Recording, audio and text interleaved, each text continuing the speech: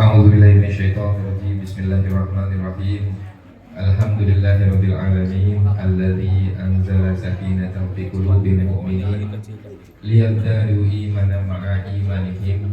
Asyhadu an la ilaha illallah wahdahu la syarika lah wa asyhadu anna Muhammadan abduhu wa rasuluhu la nabiyya ba'd. Rabbi shrah li sadri wa yassir li amri wahlul 'uqdatam min lisani yafqahu qawli. Subhanaka la ilma lana illa ma 'allamtana innaka antal alimul hakim. Wa subhanaka la fahma lana illa ma fahamta lana innaka antal jawadul karim. Wa qur rabbi zidna ilman mubarakan. Allahumma ighfir lana wa li walidina wa li ulama'ina wa masyayikhina. Allahumma anjizhum libasan sihhatin wal afiyah. Allahumma ighfir lana khati'atina wa jahlana wa israfana fi amrina.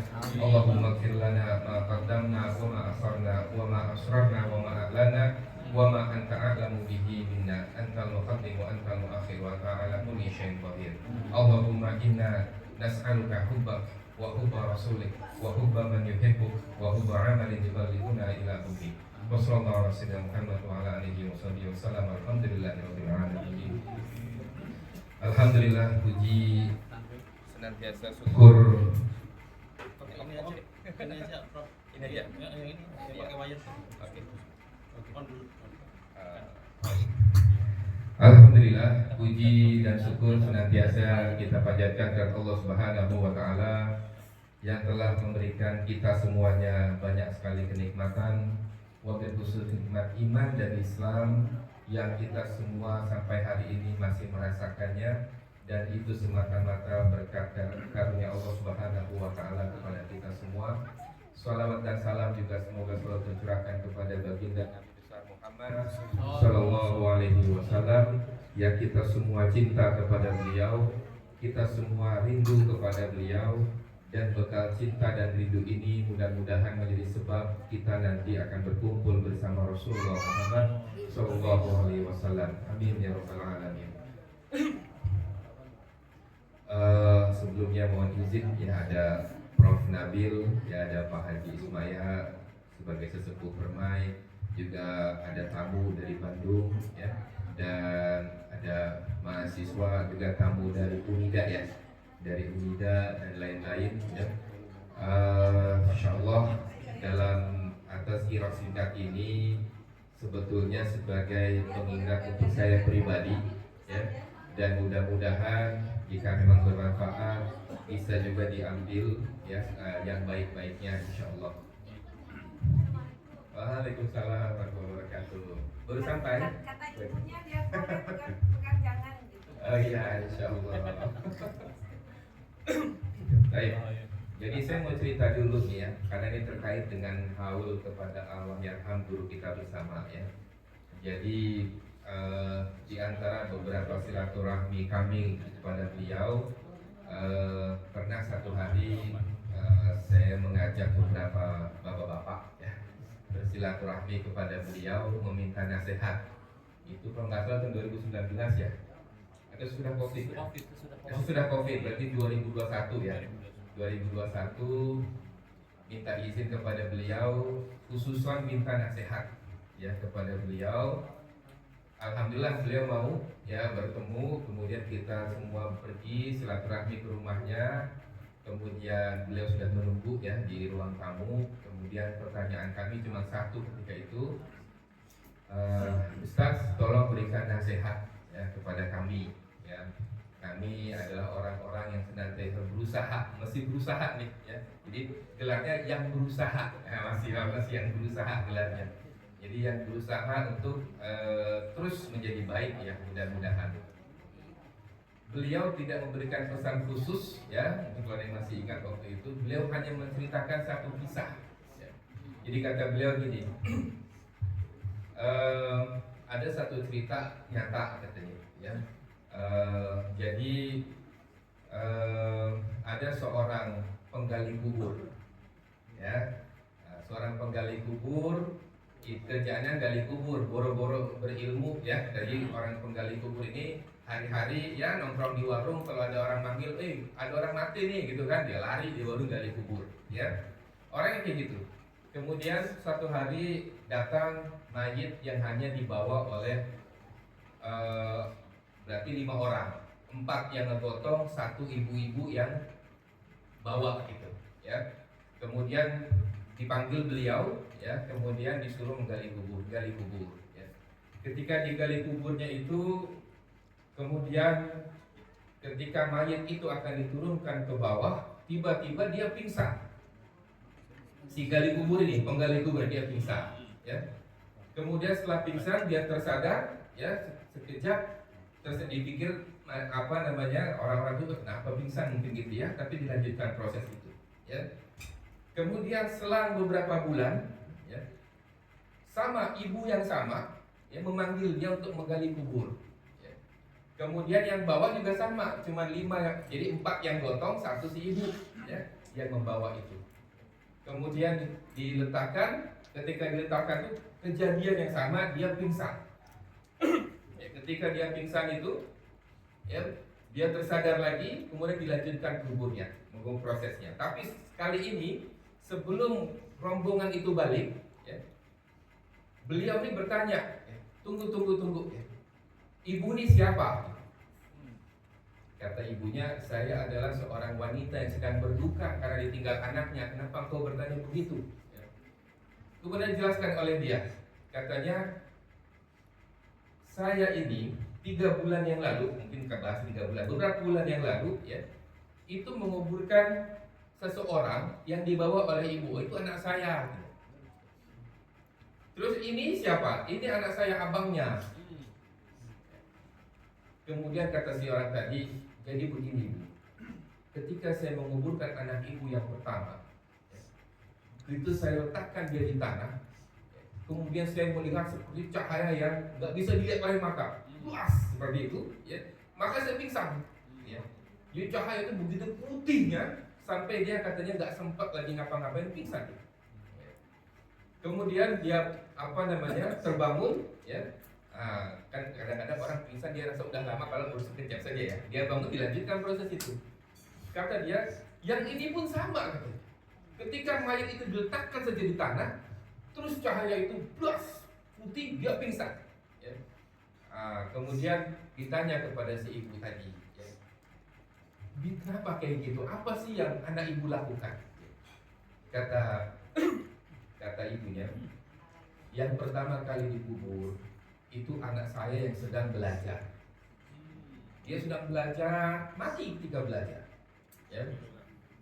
Kemudian yang satu lagi itu abangnya yang ngumpulin duit supaya bayar tuition dia belajar.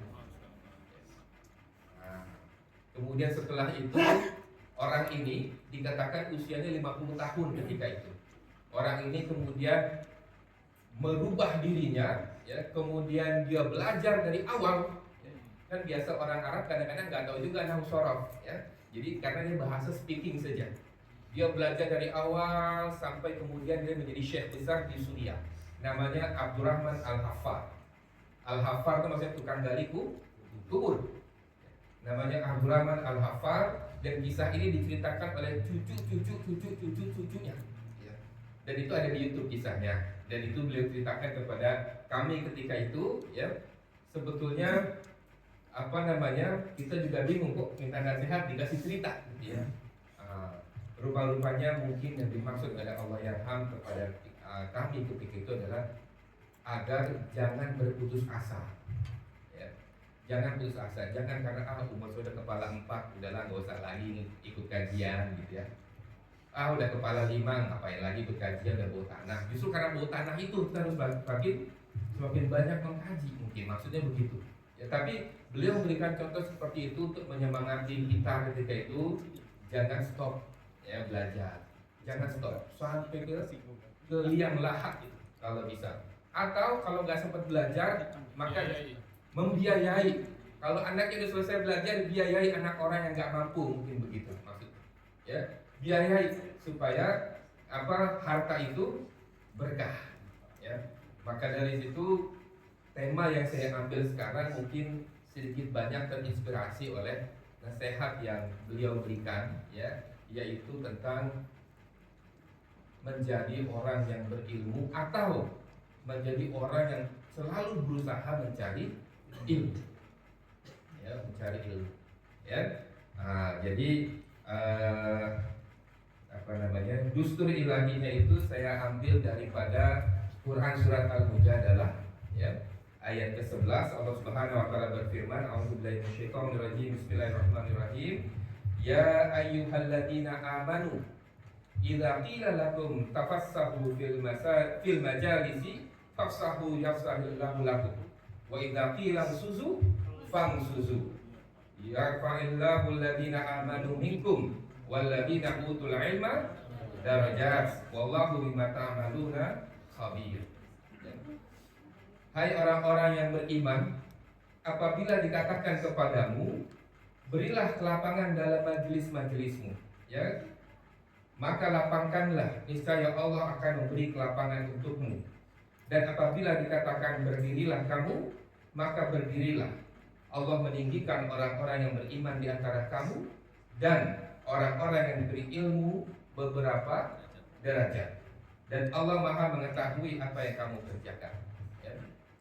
Nah, jadi tadabbur pada malam hari ini adalah berkaitan dengan Quran surat Al-Mujadalah ayat 11, khususnya tentang keutamaan orang-orang yang berilmu atau mereka yang senantiasa berusaha untuk mencari ilmu, ya. Jadi sampaikan di awal bahwa ini sesungguhnya lebih kepada tazkirah untuk saya, ya. Kemudian ada keluarga saya, ya. Dan kalau ada manfaatnya, insya Allah mudah-mudahan untuk jamaah sekalian, ya. Jadi kita ke konteks ayat dulu, ya. Jadi ayat ini, ya, dalam beberapa tafsir dikatakan turun dalam konteks majelis Rasulullah Muhammad SAW, ya. Ketika sebagian sahabat itu rasa enggan gitu memberikan tempat kepada sahabat-sahabat lain yang datangnya agak lambat dengan berbagai alasan. Ya, kadang-kadang datang agak lambat karena cari maisha dulu kan, kerja dulu, ya, agak lambat gitu, ya. Atau kalau di Indonesia kan ada yang narik taksi dulu, ya, gojek dulu gitu, ya. Tapi bukan berarti dia nggak mau datang kajian, dia mau, cuman begitulah kerjaannya gitu, ya. Begitu kerjaannya, ya. Anaknya nggak mau tidur. Ya, atau anaknya maksa ayahnya jangan pergi kajian, jangan gitu, ya. Maksudnya anak mertua, bukan anak. Ya. Oke. Maaf ya kalau yang masih bujang ini masih bujang-bujang ya, mohon maaf ya. Ini candaan orang tua semua, ya. Baik, jadi, ya, Allah memulai ayat yang berkaitan dengan kemuliaan orang berilmu itu tidak langsung dengan ilmu, tetapi dimulai dengan adab. Dimulai dengan adab, ya. Maka ayatnya adalah ya ayyuhalladzina amanu idza qila lakum tafassahu fil majalisi fafsahu. Jadi kalau misalnya, ya, kita sedang majelis gitu, ya, kemudian ada orang, kalau ini mah kita nggak perlu bergeser, masih banyak tempat kosong, ya. Tapi katakan tempatnya penuh, ya, tempatnya penuh. Kalau ulama-ulama dahulu, masya Allah, ya, tempatnya sekali tabligh misalnya gitu, ya, wah, sampai ribuan orang, ya. Kalau sekarang walaupun sampai jutaan orang, tapi karena masing-masing di rumah, ya nggak apa-apa, kan masih online, kajiannya online, ya, masing-masing di rumah. Kita gitu, ya. rambut-rambut. Ya, jadi yang pertama adalah kalau dalam majelis-majelis, ya, kemudian tempatnya rasa udah penuh, tapi masih ada orang yang pengen mendengarkan, ya, maka berikan tempat. Kadang-kadang kan kita enggak, ya. Kadang-kadang kita tuh datang awal dong makanya, ya. Tapi dia nggak tahu, ya. Boleh jadi yang datang terakhir itu lebih banyak pahalanya dari yang datang awalan. Karena apa? Karena yang datang terakhir dia masih melaksanakan tanggung jawab untuk mencari nafkah keluarganya. Yang datang awalan itu habis ribut sama istrinya, ya kan? Jadi dia datang duluan ke masjid. Datangnya karena mau kabur. Nah, datangnya karena nggak mau lagi di rumah. Ngapain dia lagi gitu, ya. Ngomel lagi, gitu. Sedangkan yang datang terakhir itu dia berpeluh-peluh, ya, habis narik gojek, gokar atau taksi atau apapun itu misalnya, ya, peringatan lagi, ya, itu pahalanya itu udah luar biasa. Ada dosa-dosa yang tidak bisa dihapus kecuali dengan mencari nafkah. Nah, jadi beda gitu. Makanya yang pertama itu Allah di sini soalnya menarik juga gitu ya, menarik juga bahwa apa namanya mencari ilmu itu dimulakan dengan adab, dimulakan dengan adab, ya. Kemudian ya, wa idza qila suzu fang suzu, ya. Jadi kalau disuruh berdiri, berdirilah. Siapa yang nyuruh diri? Biasanya kan kalau ada dari kajian misalnya, yang bisa ngelihat ada orang-orang di belakang itu siapa? Yang di depan. Jadi misalnya si guru ini bilang kepadanya, berdiri, berdiri. Ya berdiri gitu. Jangan tengok-tengok macam nggak tahu aja gitu kan, macam nggak dengar perintah gurunya misalnya. Jadi kalau guru ketika melihat ada orang datang lambat, ya kan bisa melihat yang ada di depan gitu ya. Jadi ketika diperintahkan berdiri, ya berdiri. Atau ketika diperintahkan duduk, ya duduk. Jadi maksudnya apa di sini ya?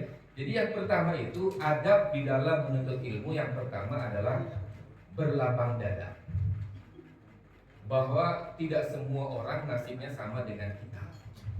Ya. Sekarang ini kita bisa duduk-duduk di sini, ya, makan sate, ya, kemudian bercanda-bercanda, mendengarkan tauji, alhamdulillah. Ya. Di sebelah sana tuh masih ada yang melayani, nggak bisa ngedengerin, ya, masih ngelayanin, masih kerja jam 10 baru selesai shiftnya, atau mungkin jam 11 baru selesai shift, ya. Jadi kemudian dia pengen datang misalnya, ya nggak apa-apa, silahkan, ya, silahkan. Yang kedua adalah taat pada aturan, ya, taat pada aturan. Jadi menuntut ilmu juga ada aturannya. Orang di sekolah pakai aturan, ya. Misalnya mau kuliah gitu kan, kuliahnya di mana? Kuliahnya di Unida. Ujiannya di mana? Di UBD. Mana boleh? Karena nggak ikut aturan. Gitu. Jadi menuntut ilmu juga ada aturannya. Ya, aturannya seperti apa? Misalnya dikelompokin. Ya, kalau di Azhar itu misalnya yang mereka yang berasal dari negara-negara Syafi'i dikumpulin tuh ketika belajar itu dengan mazhab Syafi'i saja. Ya, jangan nyampur-nyampur, nanti repot itu. Ya, yang belajar yang dari negara-negara Hanafi misalnya dari Turki, dari mana-mana itu kelasnya kelas Hanafi. Ya, kemudian seterusnya dan seterusnya. Ya, ada aturannya. Tapi di kampus lain nggak kayak gitu, ya nggak apa-apa, kan itu aturannya. Tapi ketika kita sudah masuk ke dalam sebuah sistem, maka ikuti aturannya. Ya. Aturannya misalnya seorang student nggak boleh merokok, ya jangan merokok. Ya. Gitu. Student harus kan lagi viral dan terbaru nih, seorang guru di Lampung dikeroyok sama muridnya. Di mana? Jambi, maaf, di Jambi.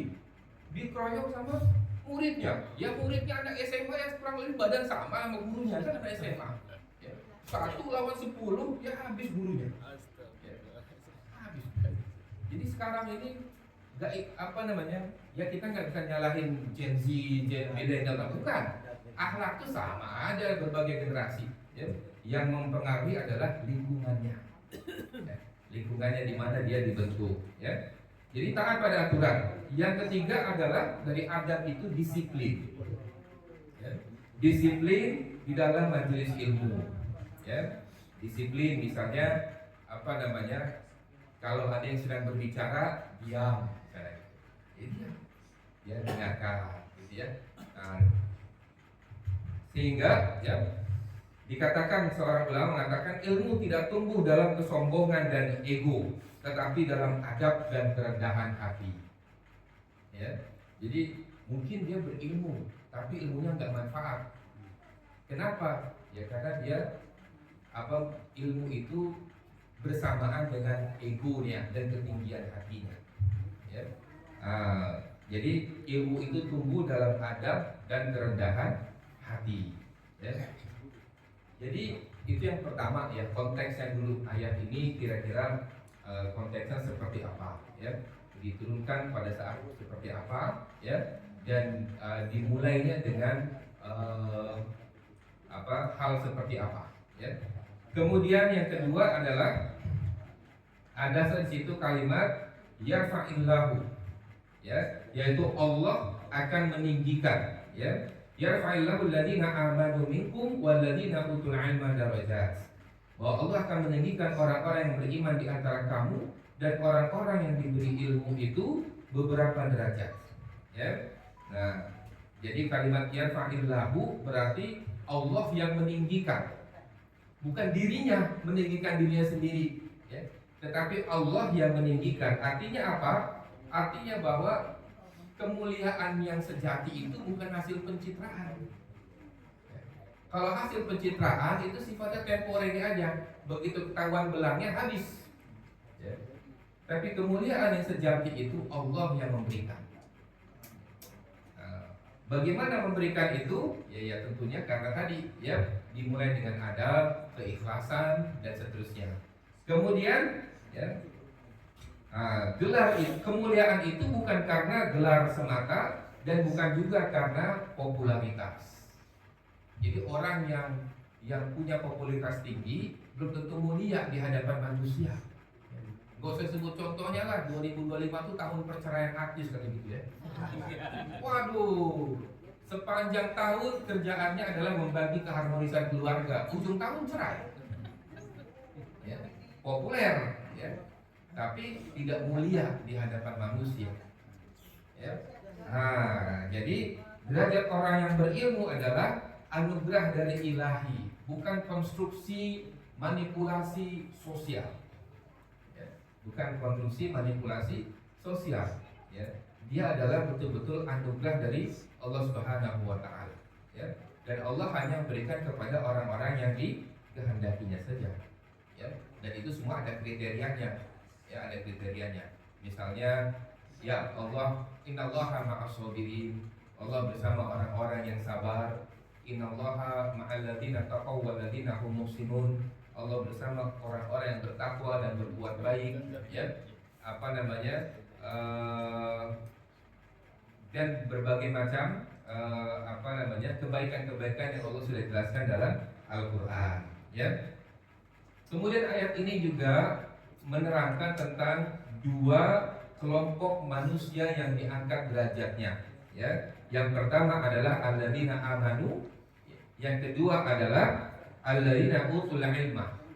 Jadi orang-orang yang beriman dan orang-orang yang berilmu. Ya, kenapa berilman dan berilmu? Karena tanpa iman, ilmu itu bisa menjadi alat kesombongan. Tengok tuh yang baru jadi presiden tuh, semua mau dicaplok sama dia. Misalnya kan, Trump. Ya, siapalah namanya sih nggak tahu namanya. Siapa namanya? Itu kami tahu. Ya, kan? Insyaallah. Ya, amin. Ya, jadi tanpa iman, ilmu itu bisa menjadi alat kehancuran. Ya, alat kehancuran, menghancurkan dunia, membuat kerusakan ya di alam dunia ini, ya. Maka iman itu adalah fondasi yang paling awal, ya. Sebelum kita berilmu, beriman dulu, ya. Tapi ada orang-orang yang berilmu dulu baru beriman, ada. Ya, misalnya kalau dulu waktu SMP SMA itu dikasih buku saya La Bible, La Quran, La Science, ya. Penulisnya Maurice Bucaille. Maurice Bucaille ini masuk Islam karena mengkaji Fir'aun, dicari ya, dan di Mesir pun sekarang diabadikan juga nama dia sebagai orang yang menemukan dan mengkaji jasadnya. Ya. Kemudian ada lagi misalnya Jeffrey Lang, seorang profesor Amerika ya yang menulis buku tentang kisah pencarian keimanan beliau, ya. Nah, dan lagi banyak lagi, ya ada Cat Stevens ya dan lain-lain. Di Indonesia pun ramai juga ya, banyak juga. Kemudian yang kedua adalah walladzina utul ilma, yaitu orang-orang yang diberi ilmu. Ya, ini pun diangkat derajatnya oleh Allah Subhanahu wa Ta'ala. Ya, jadi kata di utul ilma, ya, jadi katanya itu, ya, ilmu itu berarti karena diberikan ya. Berarti dia sifatnya amanah, ya. Dia sifatnya amanah, ya, dan dia adalah karunia dari Allah, bukan sekedar hasil kecerdasan manusia, ya. Dan siapa orang yang diberi ilmu ini? ya. Jadi yang diberi ilmu ini dalam tajuk itu kan antara orang-orang yang memiliki ilmu dengan orang-orang yang senantiasa berusaha mencari ilmu, ya. Jadi para ulama juga memasukkan para penuntut ilmu sebagai kategori orang-orang yang utul ilma tadi, ya. Jadi para penuntut ilmu itu dimasukkan dalam kategori. Jadi bukan para masyayikh saja yang masuk dalam kategori utul ilma tadi, termasuk mereka yang sedang menuntut ilmu dengan ikhlas, ya. Makanya dalam satu hadis dikatakan Rasulullah SAW bersabda, ya, man kharaja li talabul ilm fa huwa fi sabilillah ta'ala hatta yahji. Ya. Jadi barang siapa yang melangkahkan kakinya keluar nih dari rumah niatnya mau menuntut ilmu, maka sepanjang dia masih di luar rumah, ya, dia berada di jalan Allah sampai dia balik, ya. Nah, jadi ada pelajar-pelajar kita nih, saudara-saudara kita dari Unida, ya. Insya Allah kalau niatnya memang menuntut ilmu, bukan cari istri kan Mas ya? Nah, ya iya juga kata Sahrahab kan, sekalian gitu ya. Jadi kalau niatnya memang untuk lillahi ta'ala mencari ilmu, tugas belajar, ya, kita doakan mudah-mudahan sepanjang antum semua ada di sini, itu antum semua berada di jalan Allah. Para pelajar-pelajar asing yang ada di Brunei pun sama. Fisabilillah, selama niatnya lillahi ta'ala. Bagaimana kalau niatnya agak terpesong? Gak apa-apa, itu biasa, manusia seperti itu. Makanya ada konsep tajdidun niat, senantiasa memperbaharui niat. Gak apa-apa, karena manusia begitu, ya. Kadang dia benar, kadang dia benar juga gitu, ya. Jadi dengan begitu, ya, mudah-mudahan kita senantiasa berada di jalan Allah, ya. Tadi cerita tentang Abdurrahman Al-Haffar tadi, itu kan cerita zaman kontemporer, ya. Ada nggak cerita zaman dahulunya? Ada. Di zaman Rasulullah itu ada seorang abang komplain sama Rasulullah, ya. Kata abangnya, ya Rasulullah, saya mau komplain nih, ya. Komplain gimana? Gini, saya ini punya adik, ya. Sehari-hari yang cari nafkah saya doang. Adik saya itu kemana antum pergi ya Rasulullah, dia ikut muter gitu di majelis, dengerin gitu ya. Nah, kira-kira apa respon Rasulullah? Kata Rasulullah, semoga Allah memberkahi hartamu disebabkan adikmu itu. Semoga Allah memberkahi hartamu disebabkan adikmu. Jadi oleh Rasulullah bukan dikondem adiknya, malah seolah-olah mengatakan justru karena adikmu itu kamu rezekinya lancar, karena adikmu itu kamu dapat banyak proyek, karena adikmu itu, ya, kamu dapat istri yang soleha, keluarga yang bagus, adikmu masih sibuk menuntut ilmu, ya. Kadang-kadang manusia kan melihatnya secara fisikal saja, dia nggak bisa melihat apa di balik itu. Tapi ketika kita mengkaji hadis-hadis Rasulullah, membaca, ya, ayat-ayat Allah, baru mungkin kita tersadar di situ, ya. Maka tadi dua adik-beradik tadi itu yang kemudian mungkin menjadi balasannya, ya. Yang satu rajin menuntut ilmu, meninggal ketika sedang menuntut ilmu. Yang satu adalah orang yang menjamin kehidupan beliau, ya. Jadi waktu berkunjung ke makam Imam Syafi'i, ya, di Kairo itu ada satu cerita, ya. Jadi tidak jauh dari makam Imam Syafi'i ada makam Imam Lais, ya.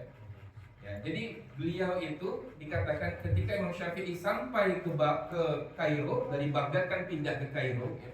Itu Imam Syafi'i namanya udah besar sekali. Kemudian dia pindah ke Kairo. Ketika pindah ke Kairo, ada satu imam mazhab di situ, namanya Imam Lais, ya. Imam Lais ini itu udah punya murid, ya. Dan dia juga, ya, seperti kurang lebih Imam Hanafi, dia tajirun, ya. Dia seorang pedagang yang besar, sukses di Mesir, ya.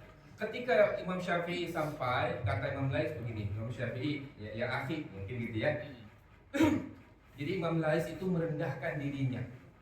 Antum afdhalu minni, ya, lebih mulia, lebih utama daripada aku. maka seluruh muridku sudah aku perintahkan untuk berguru kepadamu semuanya. Sedangkan keperluanmu hari-hari engkau gak usah pikirkan, saya yang menanggung. Itu Imam Lais. Ya. Jadi ilmunya betul-betul dipraktekkan.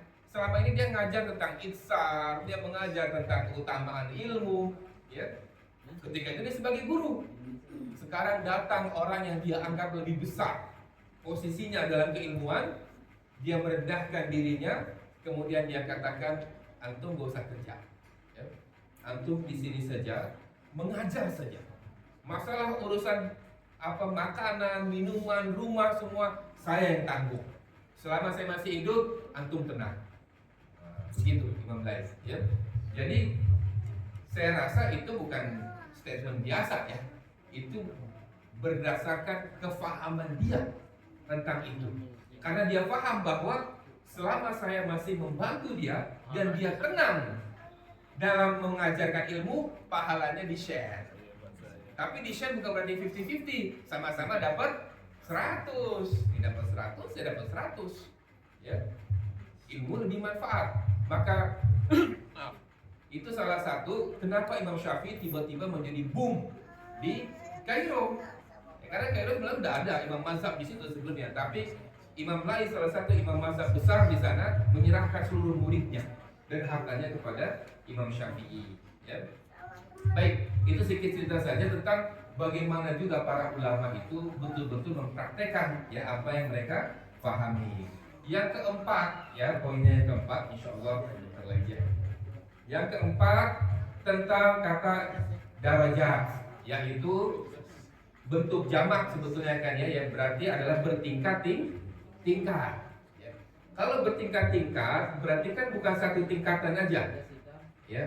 Maksudnya gimana? Nah, maksudnya adalah diantaranya ya yang bisa saya simpulkan, maksudnya bahwa ilmu membuat manusia itu levelnya berlainan.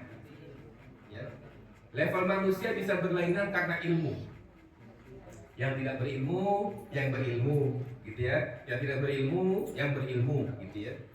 Tetapi orang yang berilmu juga itu punya tingkatan. Ya.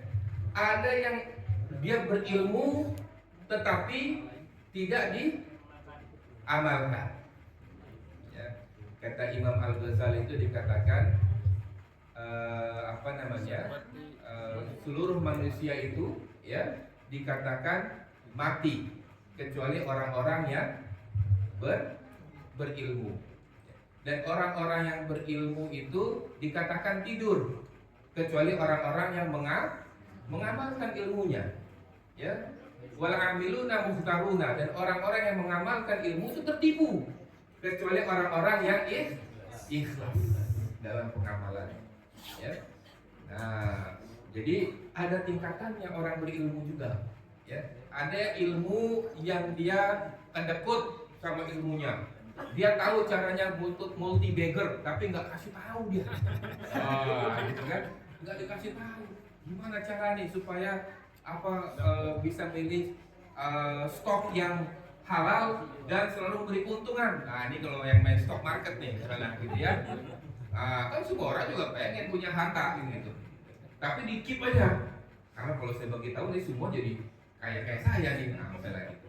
Ya, dia punya ilmu tapi dia nggak dibagi tahu. Ya, atau ya dia juga punya ilmu ya tetapi diamalkan ya cuma nauzubillah semoga kita terhindar ya, tapi tidak ikhlas. Ada yang ingin dia ambil ya. Karena ini saya paling males kalau melihat potongan klip atau misalnya kalau lagi ke Indonesia ya ada acara TV, karena kalau di hotel itu kan ngapain lagi gitu ya, karena kita TV juga gitu ya. Itu kalau ada acara kajian-kajian isinya perempuan yang curhat-curhat tentang rumah tangganya, kan di TV suka ada tuh. Ustadznya pun didandaninnya sini pink sini pink loh. Ini gimana ini saya bilang ya? Kondisi masyarakat ini kayak gimana ya?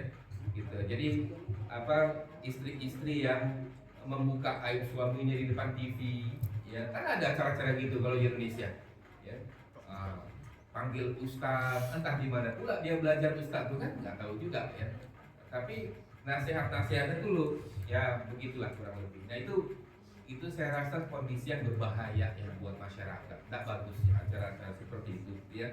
Nah, jadi tidak semua yang berilmu itu otomatis dia menjadi mulia ya. Kecuali orang-orang yang menggabungkan antara ilmu, iman, akhlak. Kadang-kadang dalam Islam itu tidak semua diukur dengan halal haram. Dia juga diukur dengan etik, ya, dengan etik atau dengan situasi di mana itu tepat nggak sih disampaikan gitu, ya kayak gitu. Misalnya doa, ya doa misalnya Rabbana hablana min azwajina wa dzurriyyatina qurrata a'yun. Diajarkan ke anak-anak yang masih KG 1, KG 2, anak SD. Rabbana hablana min azwajina. Kan? Ya Allah, ya berikan kami kecintaan istri-istri kami. Ya, bayangin istri orang lulus kelas 2 aja belum tentu gitu kan? Ya kadang doa-doa kayak gitu diajarkan di sekolah-sekolah, rupanya gurunya pun nggak paham apa makna doa itu. Ya. Rabbana hablana min azwajina diajarin ke anak SD. Ya. Itu apa kadang-kadang sesuatu itu ya, itu lihat tempatnya, nggak masih tentang halal dan haram. Ya kalau dalam kajiannya ada tentang misalnya fikul aulawiyat, ya fikul maqasid, itu hal-hal yang penting untuk diketahui, ya. Hal yang penting untuk diketahui sehingga kita bisa menempatkan sesuatu itu sesuai dengan kadarnya gitu, sesuai dengan kadarnya. Ya, gitu. Baik. Maaf terlalu lama nanti ya. Kemudian mungkin ini pesan yang bisa kita ekstrak ya, bisa kita ambil dari ayat tersebut. Yang pertama, ilmu itu dimulai dari adab. Adab seperti apa? Duduk dengan benar. Jadi dalam majelis ilmu kalau bisa jangan ngangkang duduknya gitu ya, selonjoran gitu kan. Kalau bisa jangan begitu ya. Enggak kalau Pak Haji itu bukan ada samurat kan? Bukan ada samurat kan? Iya, biasa atlet. Ya. Maklum atlet. Ya, cedera hamstring kalau itu boleh. Ya, itu boleh. Ya. Tapi kalau orang yang masih sehat kayak Pak Atam gitu, sehat lalu. Iya, gitu kan. Itu duduk apalagi kalau sambil setengah tiduran. Ya, kayak patung Buddha yang gitu kan, kajian ilmu saya begini. Janganlah ya. Jadi kadang-kadang hikmah itu bisa kita ambil ketika kita menghormatinya. Ya.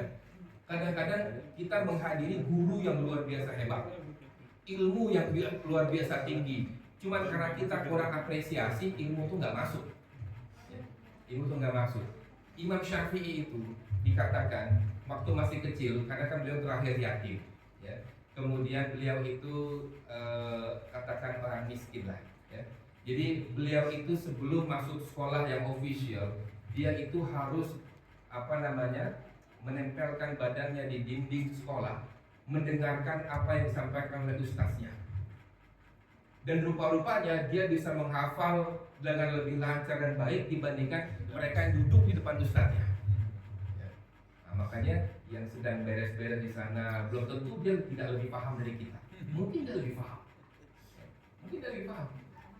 Nah, karena itu tergantung daripada sejauh mana kita mengapresiasi ya sesuatu itu. Ya. Kemudian kerendahan hati, ya tidak dengan ego dan kesombongan. Ya, Kalau dulu saya pernah membaca itu ketika udah lama sekali ya, ada satu buku ya tentang keutamaan Ali bin Abi Thalib radhiyallahu anhu ya. Karamallahu wajhah. Jadi salah satu buku itu mengatakan Ali radhiyallahu anhu itu kalau ada majelis ilmu ya, dimanapun itu dia nggak ragu-ragu untuk duduk mampir ngedengerin ya. Ketika ada yang bertanya apa alasannya, beliau mengatakan ya boleh jadi orang ini ya, bukan berarti kita nggak tahu ya tentang apa yang dikaji itu. Tapi boleh jadi perspektif dia itu menambah wawasan kepada kita tentang aspek yang baru gitu. Ya. Makanya salah satu mukjizat Al-Quran itu ketika dia ditadaburi pada masa yang berbeda, bisa jadi berbeda. Pemahaman kita akan semakin berkembang. Ya. Makanya mentadaburi atau mengkaji Al-Quran jangan cuma setahun sekali atau bahkan sekali seumur hidup. Ya. Kalau dibaca ulang dengan situasi yang sedang kita hadapi itu baru lagi, itu boleh jadi memberikan pemahaman yang baru ya kepada kita. Ya. Makanya jangan malas-malas ya untuk mentadaburi Al-Quran. Makanya saya kadang-kadang, Masya Allah ya, guru kita Prof. Nabil ini enggak capek-capek gitu ngirimin ke grup itu ya, baik itu ada yang ngerespon, nggak ada yang ngerespon, wah kayaknya Prof. Nabil luar biasa, mental baja ini ya, luar biasa, istiqomahnya luar biasa ya. Orang ada yang baru selesai sholat subuh, beliau udah ngirim tulisan gitu ya. Gitu kan, itu luar biasa ya. Jadi kemudian yang ilmu adalah jalan kenaikan derajat tadi ya. Walladzina utul ilma darajat ya. Jadi bukan hanya di dunia tapi juga di akhirat ya. Kemudian yang ketiga, ini yang perlu diperhatikan nih sebetulnya ya. Jadi ilmu itu menuntut kesiapan kita untuk bangkit ya. Wa idza qila suzu farsuzu. Orang kalau udah pewek posisi wenak kan duduk enak ya. Kalau disuruh berdiri males biasanya. Ngapain biasanya berdiri? Ya. Tapi di sini perintah Allah ya, kalau disuruh berdiri, ya berdiri. Maksudnya apa? Kita nih dalam menuntut ilmu ya, itu juga memerlukan effort untuk pindah tempat ya. Jadi berkelana ya, atau misalnya memberikan effort mungkin bukan dalam bentuk hijrah tempat, tetapi misalnya dalam bentuk material misalnya dan lain-lain ya. Jadi di sini menunjukkan bahwa ya, dalam proses menuntut ilmu kadang-kadang kita mesti melakukan sesuatu yang, atau bahasa kerennya sekarang keluar dari comfort zone, bahasa kerennya kita mesti keluar dari comfort zone ya. Baru kemudian ilmu itu akan mungkin manfaat atau bertambah, atau dua-duanya, bertambah manfaatnya ya. Dengan cara, makanya kalau dalam bahasa ulama dulu itu para ulama besar itu ya selalu melaksanakan, atau bukan, jadi ada istilahnya rihlah li thalabul ilm. Jadi rihlahnya dia itu untuk mencari guru-guru. Imam Bukhari misalnya gurunya lebih dari 1000 kalau mau di list tuh ya. Orang-orang yang merawikan hadis kepada dia ya. Imam Syafi'i kita semua tahu juga ceritanya ya. Pindah guru ya, mulai dari lahir di Gaza, kemudian sampai ke Madinah, sampai ke Baghdad, sampai ke Kairo. Di Kairo kira-kira masih berguru nggak? Masih ya, masih. Gurunya adalah cucu perempuan Rasulullah Muhammad SAW, cucu cicit ya, cucu cicit ya. Sayyidah Nafisah ya. Masih berguru. Segitu dia udah terkenal gitu. Di Baghdad jadi maha guru, di Kairo jadi maha guru. Begitu dia mendengar ada Sayyidah Nafisah itu, dia berguru sama Sayyidah Nafisah sampai meninggalnya beliau ya. Luar biasa ya. Jadi ilmu itu menuntut kesiapan untuk bangkit, bahkan untuk duduk gitu ya. Maksudnya apa? Ya harus siap-siap kita nih kalau mengkaji itu dikosongin dulu gitu misalnya ya, baru kemudian sampai rumah dibalikin lagi ya, isinya ya. Baik, yang terakhir insyaallah adalah bahwa wallahu bima ta'maluna khabir ya. Jadi Allah itu mengetahui ya apa-apa yang kita kerjakan ya. Nah, ini adalah istilahnya peringatan sebetulnya dari Allah ya, bahwa Allah itu mengetahui apa niat dibalik kita ini belajar, apa niatnya Allah tahu ya. Makanya saya selalu berusaha ya, kadang-kadang manusia itu juga kan sama saja ya, ada saja momen dimana kita merasa ujub, ya sombong, merasa banyak ilmu atau merasa udah nggak perlu lagi belajar dan lain-lain, gitu ya. Jadi Allah tahu niat di balik kita belajar, ya. Kalau dulu itu saya ketika lulus SMA itu, ya. Jadi lulus SMA pas bapak saya itu balik dari Saudi, ya, karena bapak saya kan TKI di Saudi, supir, ya. Jadi mau balik lagi rencananya. Ada momen, biasalah momen bapak anak biasa ada ya, father and son moment gitu kan. Jadi rumah sepi, saya lagi di rumah, ada bapak saya situ. Bapak saya nanya gini, kamu sebenarnya mau jadi orang kaya atau mau jadi orang berilmu? Saya diam kan, saya nggak paham, namanya anak SMA kan, lagi ganteng-gantengnya kan anak SMA. Maksudnya ngacak mulu gitu kerjaannya kan, gitu. Jadi apalagi SMA-nya SMA Cijantung ya, 39, sekelas sama Ibas, Yudhoyono, kelas-kelas kayak gitu ya, gitu. Kita rumah tanah aja ya. Jadi kata bapak saya, kalau kamu mau uang, kamu gak usah lanjut sekolah, kamu kerja sama orang Cina, belajar gimana orang Cina jadi kaya, nabung, ya, buka toko beras, ya, dan toko sembako dan seterusnya, ya. Tapi kalau kamu mau cari ilmu, bapak balik lagi ke Saudi, kamu belajar. Tapi qadarullah gak lama setelah itu bapak saya balik, nanti udah meninggal, gitu ya, balik meninggal karena sakit, ya. Dan seterusnya, ya, jadi saya masuk IPB itu sama market dengan Prof Nabil, ya. Masuk IPB pakai surat miskin kelurahan, ya, masuk IPB. Alhamdulillah gak bayar fees, dapat beasiswa dan seterusnya, ya. Tapi saya ingat betul pesannya itu. Jadi makanya saya nggak peduli ketika teman-teman habis S1 statistik itu di IPB lumayan top ya. Langsung ditelepon tuh. Saya termasuk yang ditelepon sama Departemen Risk Management, ya. Risk Management Department BSN ketika itu, Bank Syariah Mandiri. Telepon karena ada bank kelas, ya. Abdul, kamu mau kerja nggak nih sekarang? Kita ada kosong nih di Risk Management, karena kan saya actual science ya, di statistik. Nah, tapi saya bilang enggak, saya mau sekolah lagi, ya. Dan sekolah lagi, ya alhamdulillah, ya, sampai seterusnya. Rupanya betul apa yang dicakap oleh bapak saya. Mungkin bapak saya juga sudah banyak membaca ketika itu, ya. Setelah sekolah terus gitu kan, tiba-tiba harta itu datang bersama dengan ilmu dan seterusnya, ya. Kalau dulu saya fokus ke harta, mungkin saya nggak dapat ilmu, ya. Allah alam bisawab, ya. Tapi alhamdulillah itu semua adalah sebuah pelajaran besar, ya, dari orang tua. Kemudian Allah tahu ilmu apa yang diamalkan, ya, Allah tahu, ya. Kemudian Allah tahu apakah ilmu itu untuk dakwah, untuk show off, ya, atau untuk ego dan seterusnya, ya. Nah, kesimpulannya mudah-mudahan, ya, kemuliaan orang berilmu itu tidak lahir daripada gelar, ya, tetapi daripada iman, adab, dan kesungguhan dalam menuntut dan mengamalkan ilmu. Itu mungkin yang bisa saya share, apa yang saya ingat dari penjelasan Allah Yarham Tuan Guru kita bersama Prof Kiai Haji Abdurrahman Aki, ya. Mudah-mudahan ada manfaatnya, dan itu bagian yang perlu saya ingat, ya, dari beliau, yaitu jangan berhenti menuntut ilmu. Dan mudah-mudahan Zanjabil ini bagian daripada amal soleh beliau, ya.